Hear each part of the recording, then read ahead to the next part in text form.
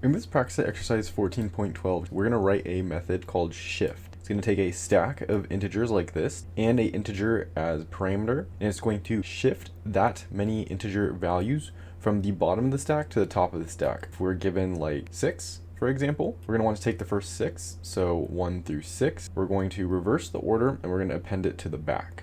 I've just coded out the header. It's currently going to look like this. We'll use this as an example.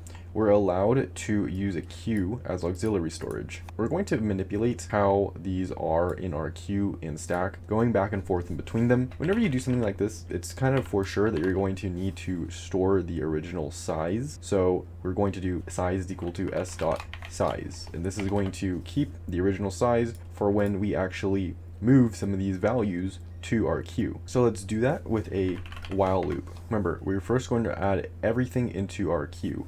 So we're going to do while our s is not empty. That's why we have this not in front of it. We're going to do a queue.add, and then we'll have an s.pop. This is going to pop everything from our stack and put it into our queue. What we're going to want to do is, because it's going to look like this but in reverse order, we are going to want to take the 4 that we have right here because we have 6 values. So if we're just taking the first 4, let's do this in a for loop. We're going to run it as long as our size is less than our n value that's passed in. We'll just have a plus plus. So inside of here, we're going to want to push these values back to our stack. So we'll do s.push, and then we're going to have a q.remove.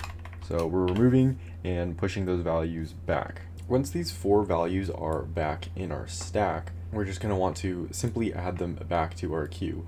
So we can take this and put it back down here.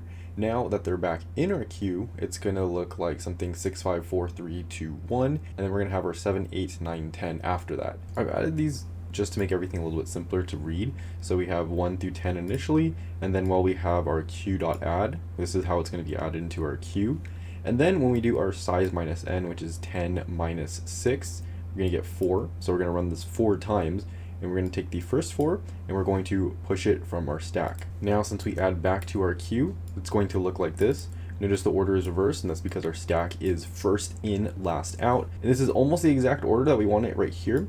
We just have to move the first 6 values to the end. So we're going to have a for loop that does this. It's going to be a is less than n because it's first 6. We have a plus plus. And then we're just going to do q.add, where we do a q.remove. So we're moving from the front and appending to the end. And that's going to put us in the correct order. So we just need a while loop. We're going to run it as long as q is not empty.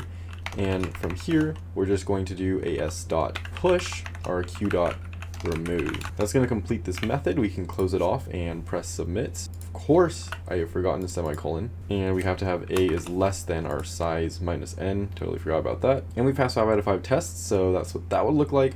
This is the code I would use and how I would walk through this exercise 14.12 shift.